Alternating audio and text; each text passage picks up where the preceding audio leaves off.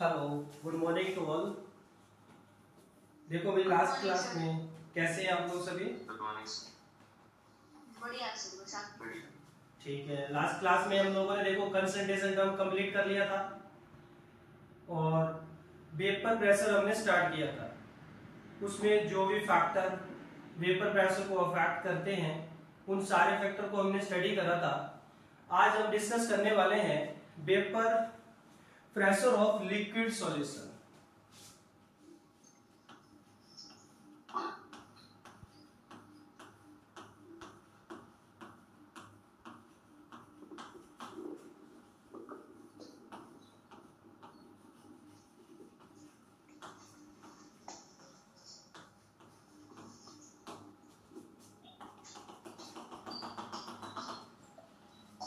Vapour pressure of liquid solution.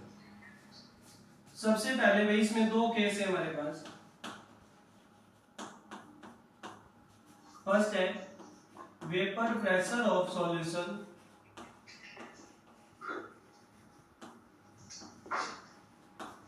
containing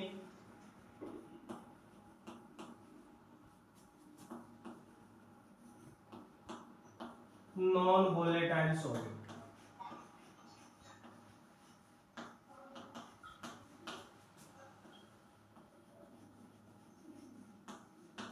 और इसको भाई किस साइंटिस्ट ने डिस्कस किया था? रॉयल्स ने, इसलिए इसको रॉयल्स लॉ भी बोला जाता है।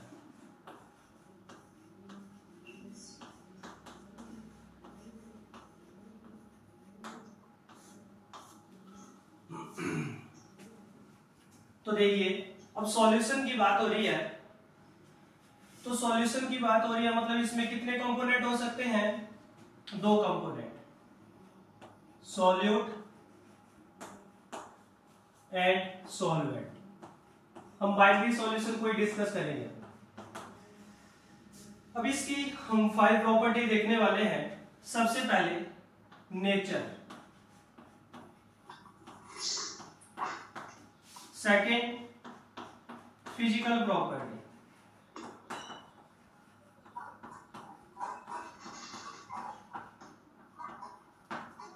फिर वेपर प्रेशर, देन मोल, और लास्ट है मेरे पास मोल फ्रैक्शन।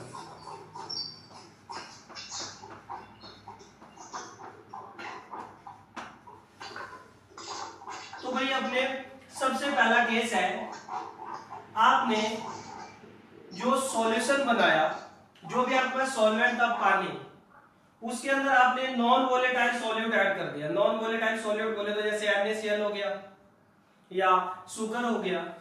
तो आपने ट्रू सॉल्यूशन जब बनाया, फर्स्ट केस में आपने सॉल्वेंट के अंदर एक नॉन वोलेटाइल सॉल्यूट ऐड किया। तो अगर हम नेचर की बात करें तो जो सॉल्यूट होगा आपका वो किस नेचर का होगा? Non volatile solute. और जो सॉल्वेंट है यहाँ पे वो किस नेचर का है भाई? वोलेटाइल। अब नॉन वोलेटाइल और वोलेटाइल ये टर्म पूरे चैप्टर में चलती जाएगी। फिजिकल स्टेट की बात करूं, फिजिकल प्रॉपर्टी की बात करूं, तो भाई जो सॉल्यूट होगा उसका फिजिकल स्टेट क्या होगा? सॉलिड। और जो सॉल्वेंट होगा उसका फिजिकल स्टेट क्या होगा? लिक्विड। वेपर प्रेशर की बात करूं तो what is the vapour pressure of solute? Vapour pressure of solute क्या होगा भाई? यहाँ पे 0। क्यों? क्योंकि आपके पास नॉन वोलेटाइल सॉल्यूट है, इवेपोरेट नहीं होगा। इवेपोरेट नहीं होगा तो उसका वेपर प्रेशर क्या हो जाएगा? यहाँ पे 0। And what is the vapour pressure of solvent? देखिए एक और चीज मैं आपको बताना चाहता हूं, इस पूरे चैप्टर में सॉल्वेंट जो कंपोनेंट है उसको हम A मान के चलेंगे और सॉल्यूट को हम B मान के चलेंगे। ठीक है, पूरे चैप्टर में जो भी अब हम टर्म आगे पढ़ने वाले हैं। तो सॉल्यूट का वेपर प्रेशर हो गया 0, सॉल्वेंट का वेपर प्रेशर हो गया आपके पास PA0। PA0 is the vapour pressure of pure solvent. Not term जहां पे भी आएगी उसका मतलब है वो प्योर सॉल्वेंट का वेपर प्रेशर है। मोल की बात करते हैं। मोल कैसे कैलकुलेट करेंगे सॉल्यूट के लिए? आपको क्या गिवन होगा? वेट गिवन होगा। तो वेट गिवन होगा तो उसको वेट को डिवाइड कर दीजिए मोलर मास से, तो आप सॉल्यूट के मोल फाइंड आउट कर लेंगे। इसी तरह सॉल्वेंट के मोल Na कैसे फाइंड आउट करूंगा? इसका weight WA divided by molar mass of A। अगर अपने को मोल पता चल गए तो हम क्या फाइंड आउट कर सकते हैं भाई? Mole fraction. तो what is the mole fraction of B या what is the mole fraction of solute? ये आ जाएगा आपके पास NB divided by Na plus NB। And what is the mole fraction of solvent? तो Na divided by Na plus NB। तो पहला case है आपके पास जब आपने सॉल्वेंट के अंदर नॉन वोलेटाइल सॉल्यूट ऐड कर दिया है। मान लीजिए मेरे पास पानी था, क्या था भैया हमारे पास? पानी, सॉल्वेंट, प्योर वाटर। इसके सरफेस के ऊपर अपने को किसके मॉलिक्यूल मिलेंगे? पानी के। इसके सरफेस के ऊपर किसके मॉलिक्यूल मिलेंगे भाई? पानी के। और इसका जो वेपर प्रेशर है वो कितना है भाई? PA0 is the vapour pressure of pure solvent. अब मैंने क्या करा? इसके अंदर नॉन वोलेटाइल सॉल्यूट ऐड कर दिया। जैसे मान लीजिए मैंने NaCl ऐड कर दिया, तो जो NaCl होगा वो क्या करेगा? ये जो पानी और पानी के बीच के मॉलिक्यूल का जो इंटरेक्शन फोर्स है उसको तोड़ेगा और दो वाटर मॉलिक्यूल के बीच में आके जगह बनाएगा, तभी तो हमारा ट्रू सॉल्यूशन कहलाएगा। मतलब जैसे ही आपने नॉन वोलेटाइल सॉल्यूट इसमें ऐड किया तो क्या हो जाएगा? पानी और नमक दोनों अपनी इंडिविजुअल आइडेंटिटी को लॉस कर देंगे, खत्म कर देंगे और अपने पास एक ट्रू सॉल्यूशन बन जाएगा। मतलब पहले हमारे पास जो प्योर सॉल्वेंट था उसमें पानी और पानी के बीच में इंटरेक्शन फोर्स था। अब जैसे ही आपने इसके बीच में नमक ऐड किया तो ये इंटरेक्शन फोर्स टूट जाएगा। मतलब इन दो वाटर मॉलिक्यूल के बीच में जो NaCl का मॉलिक्यूल है वो क्या करेगा? स्पेस ऑक्युपाई कर देगा। तो आपके पास क्या बन गया भाई? अपने पास सॉल्यूशन। ठीक है, सॉल्यूशन बन गया अपने पास। और सॉल्यूशन बन गया तो इसके सरफेस के ऊपर आपको किसके मॉलिक्यूल मिलने वाले हैं? पानी के, NaCl के, पानी के, NaCl के और पानी के। अब अगर बात करते हैं तो ये जो आपके पास वाटर मॉलिक्यूल है, वेपर फेज में भी आपको किसके मॉलिक्यूल मिलने वाले हैं? यहाँ पे पानी का, प्योर सॉल्वेंट है। तो लिक्विड फेज में भी आपका पानी होगा और वेपर फेज में भी आपका पानी होगा। और जब यहाँ पे इक्विलिब्रियम एग्जिस्ट करेगा तो ये जो वेपर हो गए लिक्विड के, ये इस लिक्विड के ऊपर जो प्रेशर एक्सर्ट करते हैं उसको वेपर प्रेशर बोला जाएगा और उसको हमने रिप्रेजेंट किया PA0 से। अगर यहाँ पे हम देखें तो भाई गैसियस फेज में, वेपर फेज में आपको किसके मॉलिक्यूल मिलने वाले हैं सॉल्यूशन के केस में? बताओ भाई जल्दी से। H2O NaCl H2O NaCl H2O। अब आपका NaCl क्या है? एक नॉन वोलेटाइल सॉल्यूट है, तो उसका तो वेपोरेशन नहीं होने वाला है। सिर्फ किसका वेपोरेशन पॉसिबल है? पानी का। तो मतलब आपको गैसियस फेज में यहां भी किसके मॉलिक्यूल मिलने वाले हैं? पानी के। और क्या मैं इसके जो वेपर प्रेशर है उसको मैं PA0 बोल सकता हूं? क्या मैं इसको भी PA0 बोलूंगा? नहीं। PA0 क्या था? PA0 is the vapour pressure of pure solvent. और इसको मैं क्या बोलूंगा? This is the vapour pressure of solution. इसको मैं PA से रिप्रेजेंट करूंगा। PA is the vapour pressure of solution, और बोल सकता हूं इसको vapour pressure of A in solution. अच्छा भाई, अब मुझे आप लोग बताएंगे किसका वेपर प्रेशर ज्यादा होगा, PA0 का, प्योर सॉल्वेंट का या सॉल्यूशन का? किसका वेपर प्रेशर ज्यादा होगा भाई यहाँ पे? प्योर सॉल्वेंट का। मतलब ये अगर हम यहाँ पे वेपर प्रेशर को कंपेयर करें तो vapour pressure of PA0 is greater then PA। ऐसा क्यों हो रहा है? देखिए यहाँ पे सबसे पहले हमारे पास प्योर सॉल्वेंट था, तो इसका जो इवेपोरेशन था यहाँ पे वो भी वाटर मॉलिक्यूल का हो रहा था, लेकिन जब हमने इसमें NaCl डाल दिया तो NaCl के मॉलिक्यूल ने क्या करा, जो पानी के मॉलिक्यूल थे उनके बीच में जगह ले ली, उनके बीच में जगह बना ली। तो उसके बाद जो भी आपके पास सरफेस एरिया था इवेपोरेशन और कंडेंसेशन का, अब वो पहले के कंपेयर में कम हो जाएगा। अगर सरफेस एरिया कम हो जाएगा तो इवेपोरेशन सिर्फ पानी के मॉलिक्यूल का होगा, और अगर इवेपोरेशन सिर्फ पानी के मॉलिक्यूल का होगा तो वेपर फेज में आपको सिर्फ पानी के मॉलिक्यूल दिखेंगे, और ये पानी के मॉलिक्यूल इक्विलिब्रियम पे इस लिक्विड के ऊपर, इस सॉल्यूशन के ऊपर जो प्रेशर एक्सर्ट करते हैं उसको बोला जाता है वेपर प्रेशर। इसको हम यहाँ पे बोलेंगे this is vapour pressure of solution और vapour pressure of A in solution. तो अगर हम यहाँ पे देखें तो vapour pressure of pure solvent is greater than vapour pressure of solution. Clear है भाई सबको? तो अब हम चलते हैं, इसमें लिखते हैं कि रॉयल्स ने क्या बोला था, इसको हम डिफाइन करते हैं। तो लिखेंगे सभी भाई, लिखिए भाई, the vapour pressure of any solution, Royals ने क्या बोला था, the vapour pressure of any solution, the vapour pressure of any volatile component, भैया से करो, the vapour pressure of any volatile component of a solution at a given temperature is directly proportional to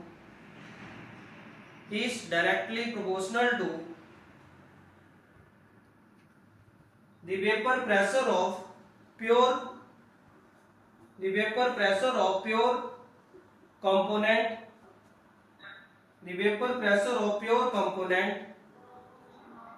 and its mole fraction in solution.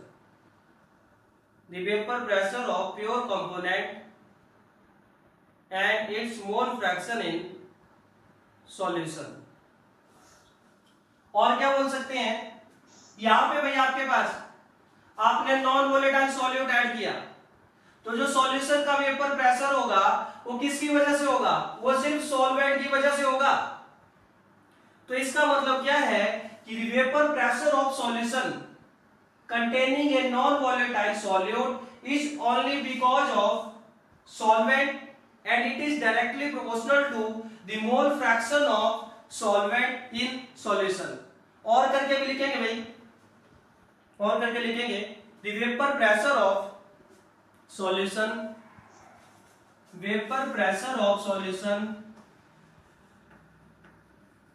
Royals ने बोला था ये सारी चीजें हम लिख रहे हैं, vapour pressure of solution containing a non-volatile solute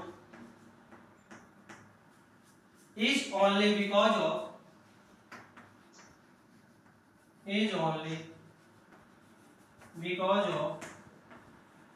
solvent and it is directly proportional to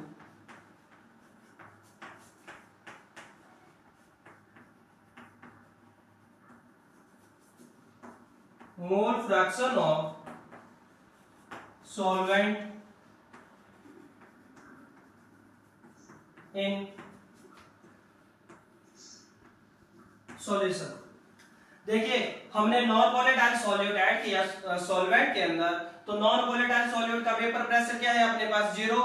तो इस केस में जो सॉल्यूशन का वेपर प्रेशर होगा वो किसकी वजह से होगा, वो सिर्फ और सिर्फ सॉल्वेंट की वजह से होगा। भाई इस चीज को ध्यान रखेंगे। Therefore PA is directly proportional to XA। यही चीज हमने ऊपर लिखी है, तो इसका मैथमेटिकल इक्वेशन बन गया मेरे पास PA मतलब vapour pressure of solution is directly proportional to XA, और यहां से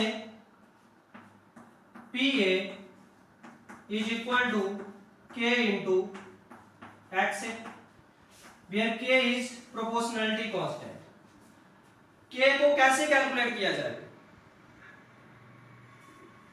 इस K को कैसे कैलकुलेट किया जाए, K की वैल्यू कैसे कैलकुलेट किया जाए। देखो आपके पास इक्वेशन होती है स्ट्रेट लाइन का y is equal to mx, और अगर आप ग्राफ देखें तो उसमें ग्राफ होता है straight line passing through origin. अगर उस लाइन के ऊपर अपने को किसी एक पॉइंट की वैल्यू पता चल जाए तो उसकी हेल्प से हमें y और x की वैल्यू पता चल जाएगी। अगर अपने को y और x की वैल्यू पता चल जाएगी तो वहां पे अपने को किसकी वैल्यू पता चल जाएगी, m मतलब स्लोप की वैल्यू पता चल जाएगी। सिमिलरली ये जो इक्वेशन है ये भी एक straight line y equal to mx equation है, और इस इक्वेशन में अपने को PA और x में से अगर किसी एक की वैल्यू पता चल जाए, किसी एक पॉइंट की वैल्यू पता चल जाए, तो यहां से हम K फाइंड आउट कर सकते हैं। तो यहां पे जब भाई आपका सॉल्वेंट प्योर होगा, जब आपका सॉल्वेंट प्योर होगा, याद करिए मैंने मोल फ्रैक्शन में ये चीज आपको बताई थी, सॉल्वेंट प्योर होने का मतलब मोल फ्रैक्शन की वैल्यू कितनी हो जाएगी, अभी व्हेन सॉल्वेंट इज प्योर, तो मोल फ्रैक्शन की वैल्यू कितनी हो जाएगी, XA इक्वल टू 1। अगर XA की वैल्यू 1 हो जाएगी तो PA किसके बराबर हो जाएगा, PA is equal to PA not pure के बराबर हो जाएगा। Partial vapour pressure of solution is equal to vapour pressure of pure solvent. तो ये वैल्यू आप यहां पे पुट करेंगे तो यहां से क्या आ जाएगा मेरे पास, यहां से आ जाएगा मेरे पास PA not is equal to K। यहां पे PA की जगह मैंने क्या रख दिया, PA नॉट, XA की वैल्यू कितनी रख दी 1, तो PA not equal to K।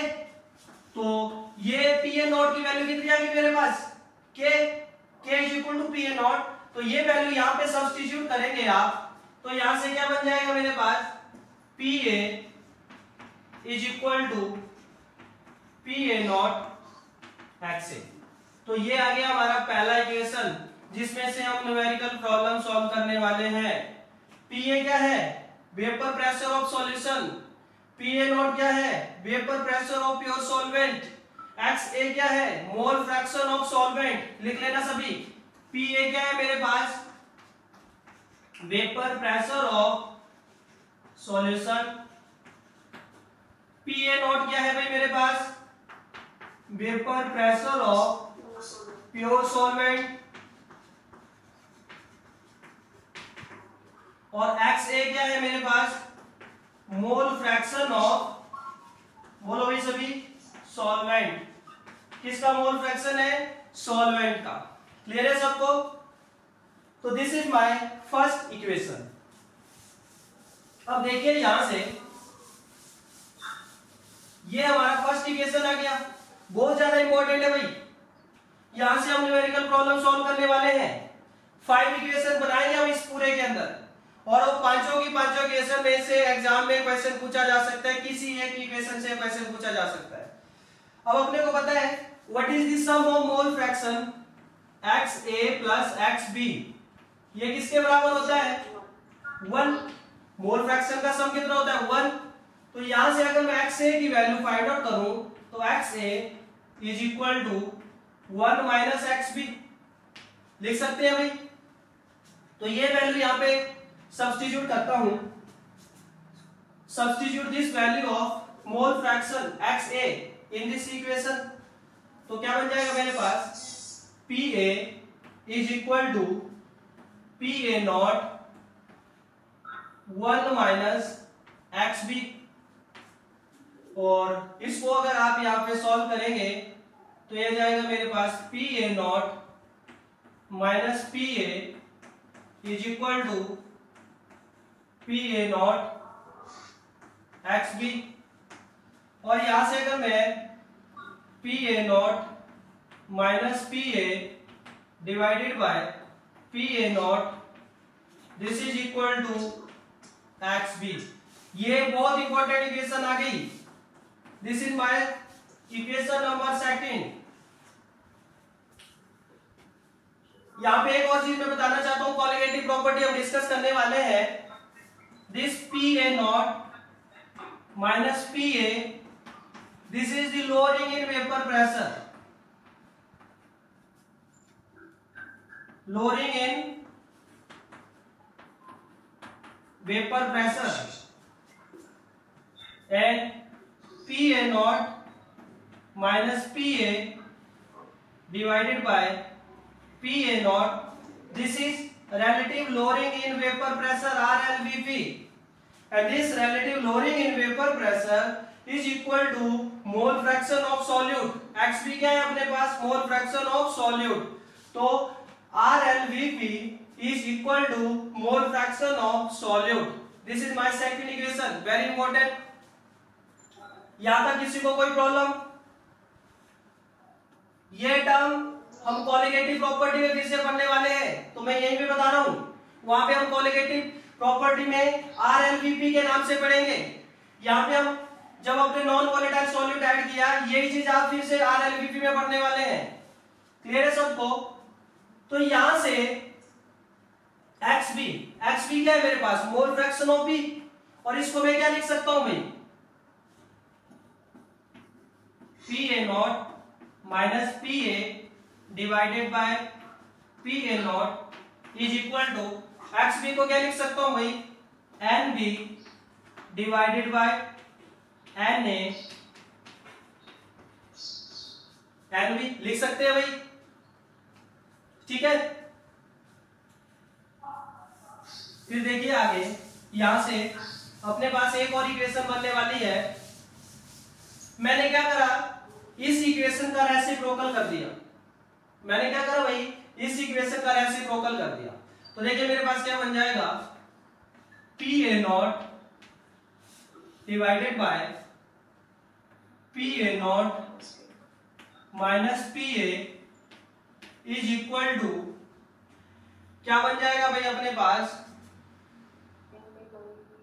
1 plus बन जाएगा अपने पास NB ओवर NA, ये बन जाएगा भाई, ये बन जाएगा, अरे भाई बोलो, कुछ तो बोलो, ये बन जाएगा NB ओवर NA।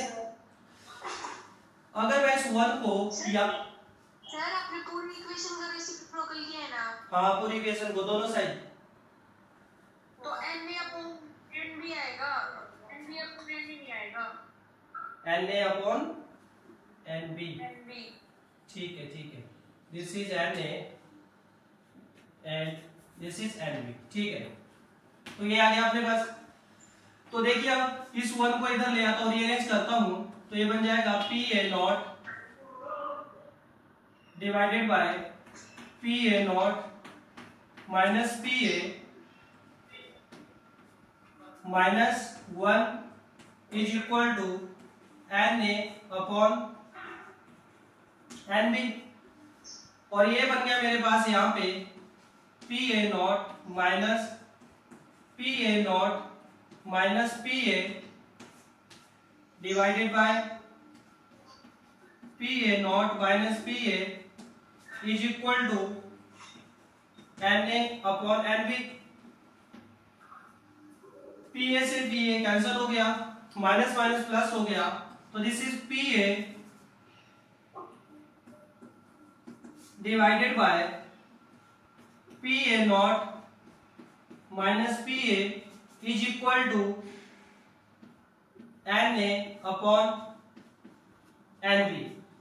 मैंने क्या करा, ध्यान से भाई, इस इक्वेशन को मैंने फिर से रेसिप्रोकल कर दिया, उल्टा कर दिया, तो ये बन जाएगा मेरे पास Pa not minus Pa divided by Pa is equal to NV divided by Na।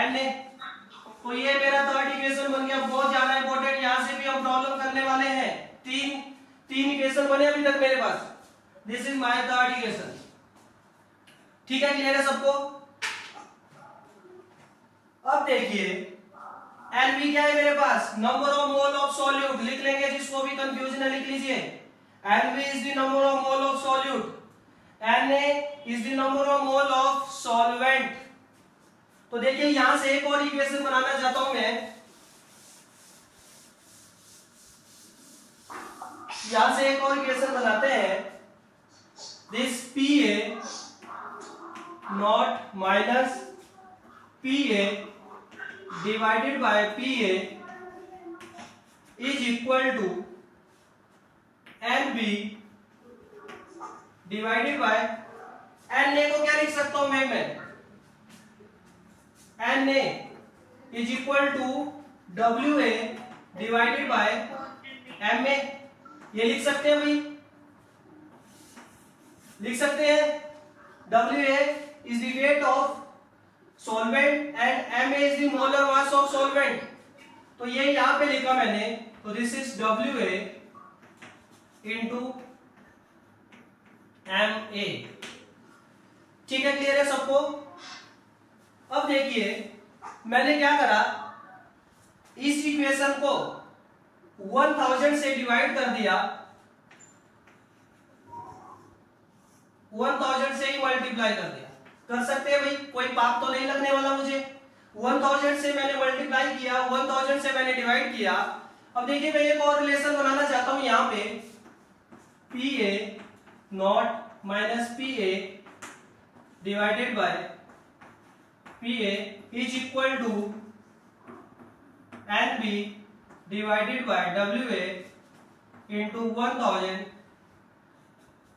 Into Ma divided by this one. क्या इसको पहचानते हैं आप भाई? What is this? NB divide by WA into 1000। NB है मेरे पास number of mole of solute present in 1 kilogram of solvent. Number of mole of solute present in 1 kilogram of solvent, this is molality। ये क्या है हमारे पास? Molality. तो Pa not minus Pa divided by Pa is equal to molality into Ma divided by 1000। और यहां से अगर मैं मोलैलिटी फाइंड आउट करूं तो आ जाएगा Pa not minus Pa divided by Pa into 1000 divided by molar mass of solvent. तो ये आ गया मेरा वेरी इंपॉर्टेंट इक्वेशन।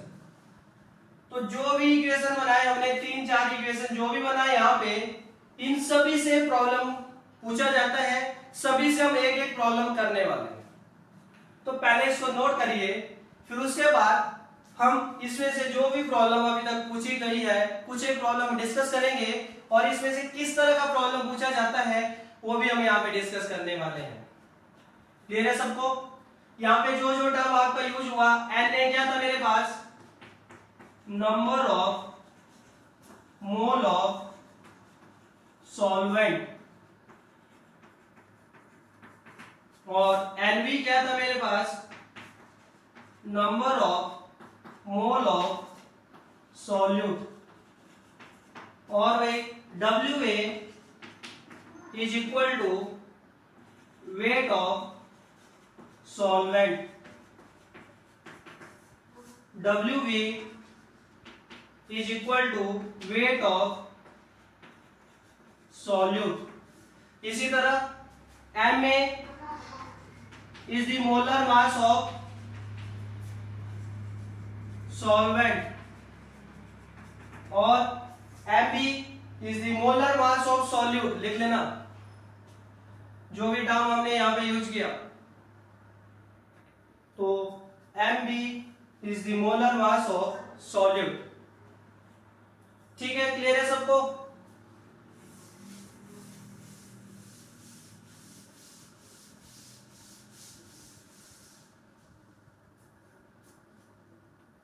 इसी तरह भाई हम ग्राफ प्लॉट करने वाले हैं vapour pressure versus mole fraction. Mole fraction का सम कितना होता है भाई? मोल फ्रैक्शन की मैक्सिमम वैल्यू कितनी होती है? फ्रैक्शन की 1। मिनिमम वैल्यू कितनी होती है? 0। तो अगर आप अपनी एनसीईआरटी बुक में भी देखेंगे तो जितने भी ग्राफ है हमेशा दो लाइन के बीच में बनेंगे। तो इस चीज को ध्यान रखना। ये है हमारा वाई एक्सिस में vapour pressure and this is mole fraction. ठीक है, और मोल फ्रैक्शन किसका है? यहाँ पे XA, और XA की वैल्यू मान लीजिए इस डायरेक्शन में इंक्रीज कर रही है, तो यहाँ पे 0, यहाँ पे 1। ठीक है, अगर XA की वैल्यू इस डायरेक्शन में इंक्रीज कर रही है तो XB की वैल्यू इस डायरेक्शन में इंक्रीज करेगी। ठीक है, दोनों अपोजिट होंगे, दोनों भाई अपोजिट होने वाले हैं। क्लियर है सबको?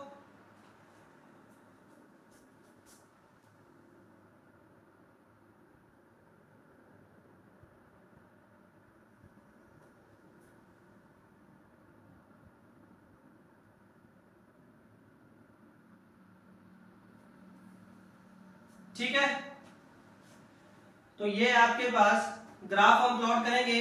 आप जल्दी से ग्राफ प्लॉट करिए, 2 मिनट है आपके पास। Vapour pressure versus mole fraction के बीच में ग्राफ प्लॉट करेंगे सभी, और मुझे भी बताइए किस तरह का ग्राफ आएगा।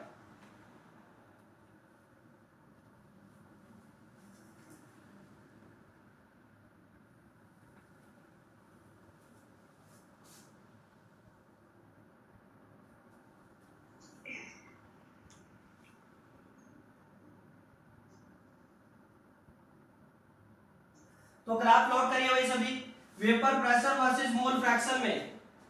तो देखिए सबसे पहला इक्वेशन था आपके पास PA is equal to PA not XA।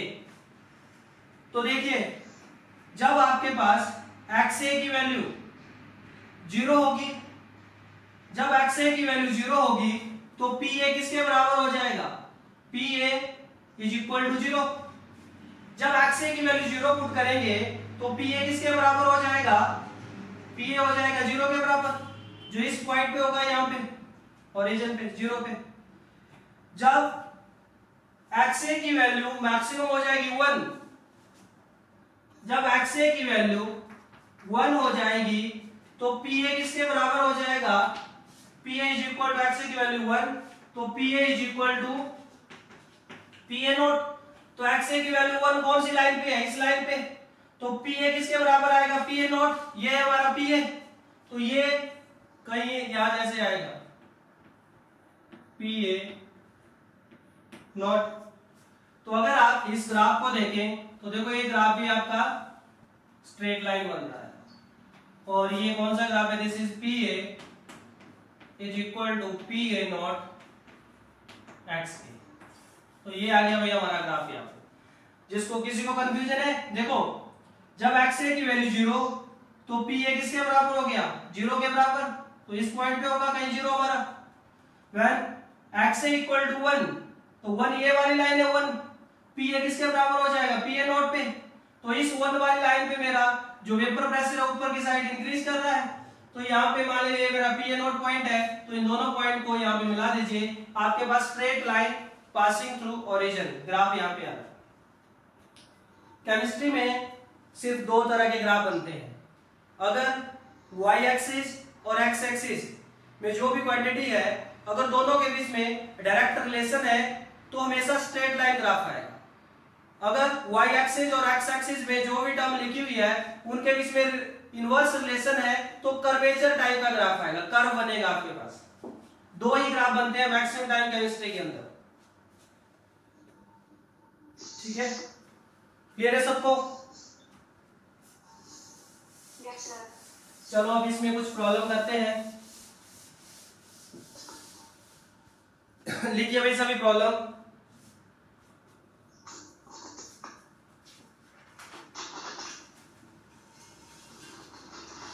लिखेंगे सभी 30 ग्राम ऑफ यूरिया, क्वेश्चन लिखेंगे 30 gram of urea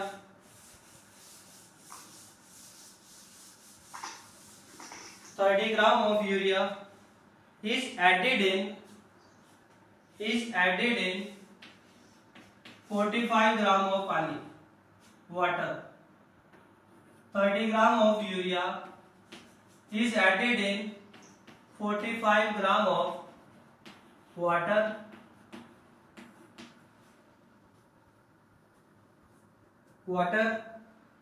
at certain temperature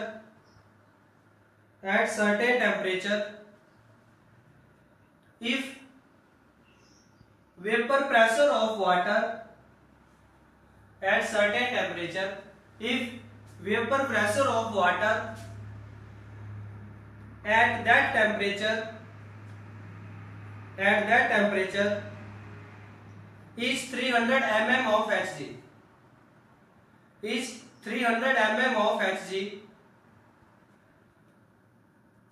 then calculate first part है vapor pressure of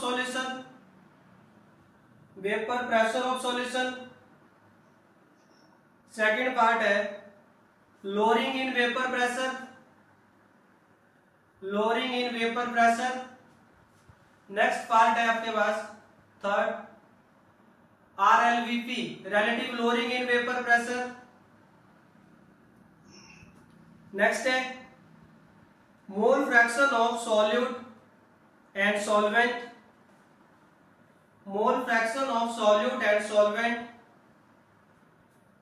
और फिफ्थ पार्ट है इसका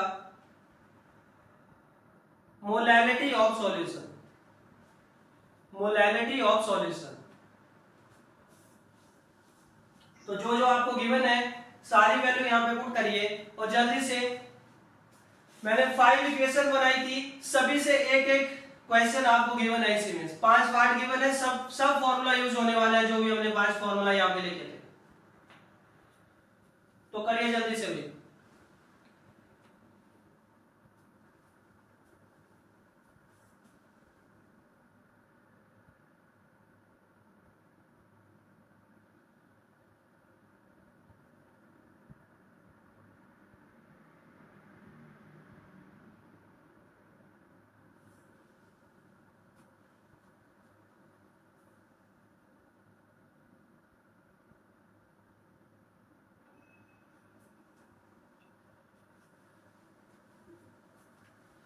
तो सबसे पहले हम जैसे क्या करते हैं भाई, मोल फ्रैक्शन वाला पार्ट करते हैं। 60 ठीक है। तो सबसे पहले क्या करते हैं, नंबर ऑफ मोल यूरिया के कैलकुलेट कर देते हैं। कितने आ रहे हैं भाई 30/60, तो दिस इज 1/2। और number of mole of water कितने आ रहे हैं 45 डिवाइडेड बाय 18, तो ये आ गया 5/2। तो therefore mole fraction of urea is equal to 1/2 divided by 1/2 plus 5/2। तो this is 3 and 2 6, this is 1/6, and therefore mole fraction of water is equal to 5/2 divided by 1/2 plus 5/2। तो ये आ गया मेरे पास 5/6। तो मोल फ्रैक्शन ऑफ सॉल्यूट और solvent अपने पास आ गया। फिर क्या कैलकुलेट करेंगे आप लोग, RLVP। कौन सा पार्ट था भाई RLVP वाला, थर्ड पार्ट। तो RLVP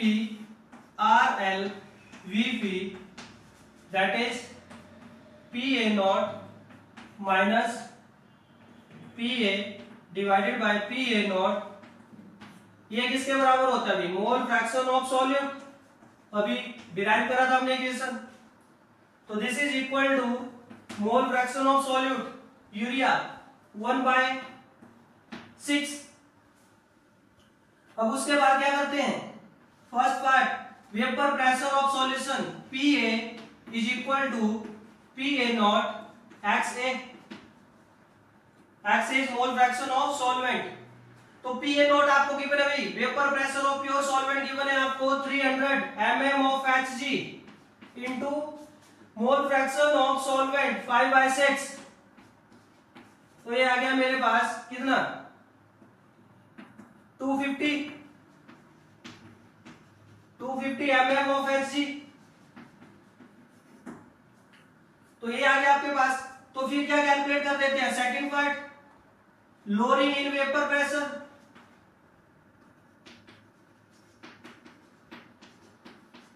या इसको LVP भी बोलेंगे। तो लोअरिंग इन वेपर प्रेशर किसके बराबर था? PA not minus PA। तो PA नॉट है मेरे पास 300 और PA अभी हमने कैलकुलेट किया 250। तो ये कितना आ जाएगा मेरे पास? 50 mm of Hg, 50 mm of Hg। Last part है आपके पास मोलैलिटी। तो मोलैलिटी क्या होती है? Number of mole of solute. कितने मोल है सॉल्यूट के? 1/2 present in 1 kilogram of solvent, लेकिन सॉल्वेंट का आपको वेट है 45 ग्राम। तो ये आ जाएगा 45 डिवाइडेड बाय 1000, और ये आ गया मेरे पास भाई 1000 बाय 90। 1000 बाय 90 आ गया। क्लियर है सबको? एक और फॉर्मूला मैंने कल आप लोगों को बताया था, क्या था भाई मोलैलिटी का? Molality is equal to mole fraction of solute divided by mole fraction of solvent into 1000 divided by molar mass of solvent. तो मोल फ्रैक्शन ऑफ सॉल्यूट कितना रहा मेरे पास? 1/6। तो this is 1/6 divided by 5/6 into 1000 divided by molar mass of solvent. Solvent है अपने पास पानी, पानी का मोलर मास होता है 18। तो 6 से 6 कैंसिल हो गया, तो molality is equal to 1000, 18 into 5 90। तो ये भी यहाँ पे कितना आ गया? 100/9। तो देखो इतने सारे मेथड है, आप किसी से भी कैलकुलेट कर सकते हो। आपको कैलकुलेट करना आना चाहिए, अप्लाई करना आना चाहिए, ये बड़ी बात है। ठीक है, तो आप किसी भी फॉर्मूला से कैलकुलेट कर लीजिए, चाहे इससे कर लीजिए चाहे इससे कर लीजिए, जो आपको अच्छा लगे आप उससे कैलकुलेट कर सकते हैं। इजी वाला मेथड जो आपको लगे उससे आप कैलकुलेट कर सकते हैं।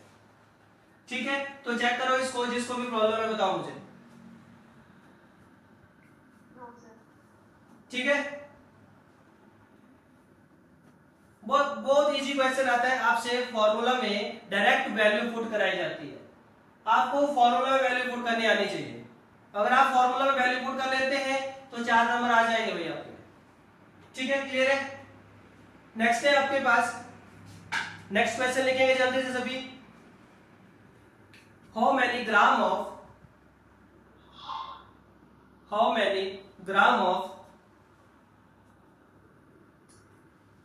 glucose, how many gram of glucose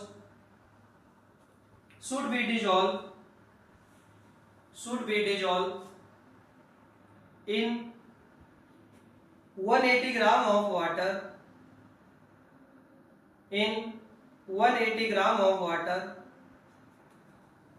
to reduce its vapor pressure by 20%. Repeat कर रहा हूं, how many gram of glucose, formula है C6H12O6 should be dissolved in water in 180 gram of water to reduce its vapor pressure by 20%। काफी बढ़िया problem है, NEET के अंदर पूछी जा चुकी है।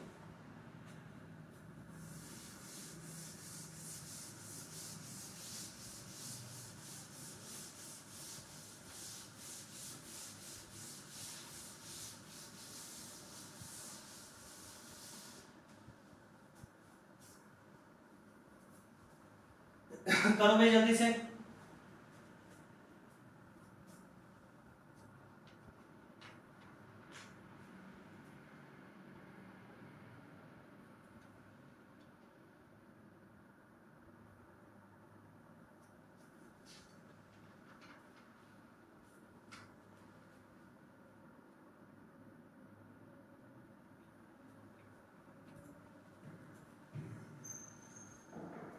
तो प्रॉब्लम को ध्यान से पढ़ेंगे कि कितना ग्राम ग्लूकोज 180 ग्राम पानी में मिलाया जाए कि उसका वेपर प्रेशर 20% कम हो जाए। मान लीजिए आपने जो प्योर सॉल्वेंट है उसका वेपर प्रेशर कितना मान लिया, x मान लिया, तो सॉल्यूशन क्या क्या हो जाएगा अभी, उसका 20% कम कर दो मतलब 0.8 x हो जाएगा। या आप क्या कर लीजिए, जो भी आपके पास प्योर है, परसेंटेज मैंने आपको पहले भी बताया था, परसेंटेज हमेशा 100 में से लिया जाता है। तो जो भी आपके पास प्योर है उसको 100 मान लीजिए और 100 का 20% डिक्रीज हो गया तो मतलब सॉल्यूशन का कितना आ गया आपके पास 80। तो फिर वैल्यू पुट कर लीजिए और आप यहां से कैलकुलेट कर सकते हैं। तो PA not is equal to 100 मान लिया मैंने। अब 20% डिक्रीज हो गया वेपर प्रेशर सॉल्यूशन का, तो PA इज इक्वल टू 80। तो फॉर्मूला लगाइए यहां पे, PA not minus PA divided by PA is equal to NB upon NA, number of mole of solute to the number of mole of solvent. PA naught है मेरे पास 100, PA है मेरे पास 80 divided by 80 is equal to WA divide by molar mass of glucose 180 divided by 180 and 80। इसको calculate करें, जो भी आएगा आंसर मुझे बताओ जल्दी से। सर 450 ग्राम। कितना आ गया, 450 ग्राम। 50। हाँ ठीक है, तो ये आ जाएगा आपके पास यहाँ से 20/80 इज इक्वल टू, ये आ गया आपके पास 10, तो WA डिवाइडेड बाय 180 और ये आ गया आपके पास 180 डिवाइडेड बाय कितना आ गया भाई आपके पास है 10, और इसको अगर आप कैलकुलेट करेंगे तो ये आ गया आपके पास 2/8 इंटू कितना आ गया भाई आपके पास 10 और into 180 is equal to WA। तो इसको कैलकुलेट करिए भाई, कितना आ गया आपके पास,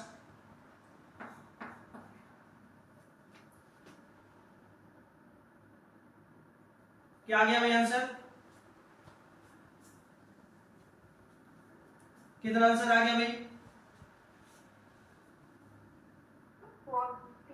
450।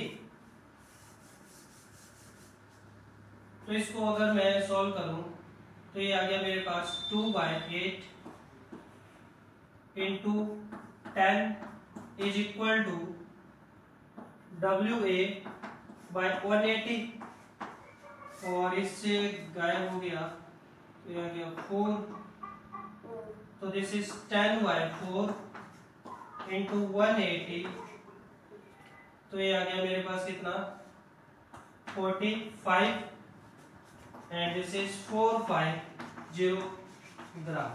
तो W ए आ गया मेरे पास, W ए आ गया मेरे पास 450 ग्राम। तो ये आंसर आ गया भाई आपके पास, ये आंसर 450 ग्राम। क्लियर है सबको? कुछ भी नहीं किया, आपको जो भी गिवन था आपने इसको 100 मान लिया, 20% इसका कम हो गया तो 80 आ गया, या फिर फॉर्मूला में वैल्यू पुट करा और आपके पास आ गया ये 450 ग्राम।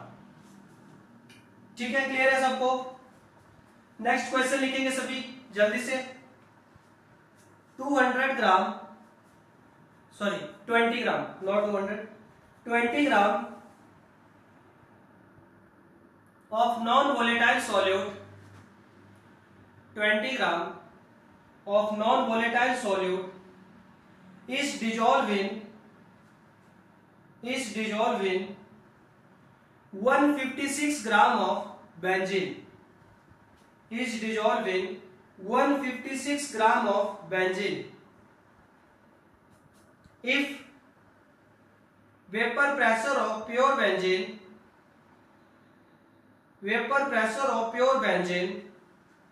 is at that temperature, vapor pressure of pure benzene at that temperature is 200 mm of Hg, 200 mm of Hg, and vapor pressure of solution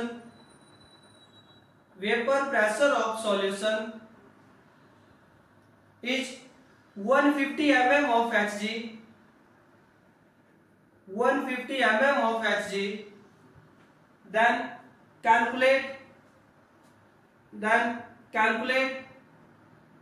molar mass of solute,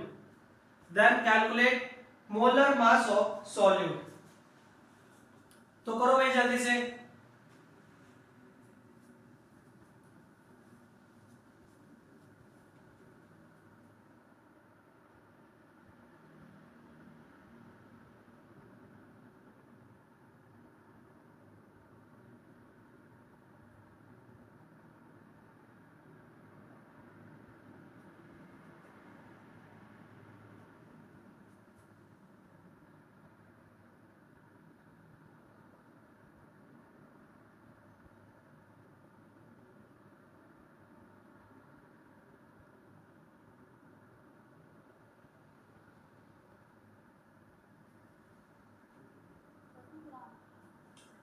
कितना गया? 30 ग्राम। ठीक है, बहुत बढ़िया। आपको क्या गिवन है? पी ए नॉट कितना गिवन है भाई? बताओ, पी ए नॉट कितना गिवन है?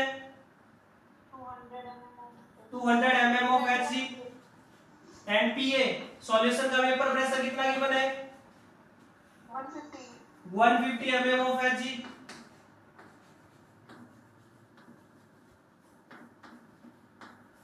तो यहाँ पे फॉर्मूला अप्लाई कर दीजिए, ये वाला formula, P A naught minus P A divided by P A is equal to क्या हो जाएगा? N B divide by N A. तो पी ए नॉट कितना है अपने पास? 200 minus 150 divided by 150 is equal to N B, आपको weight given है 20 divided by molar mass of solute, and this is 156 divided by 78। तो ये 2 टाइम कैंसिल हो गया, ये आ गया आपके पास 50 divided by 150 into 2 is equal to 20 by molar mass of solute। और यहां से अगर आप इसको कैलकुलेट करें तो this is 2 by 3 is equal to 20 upon molar mass of solute, और molar mass of solute is equal to 20 into 3 by 2, तो 60 by 2, this is 30 ग्राम। देखिए बहुत इजी क्वेश्चन है, अगर आप फॉर्मूला में अप्लाई कर सकते हैं। ठीक है, क्लियर है? कैलकुलेशन करना है और कुछ नहीं है।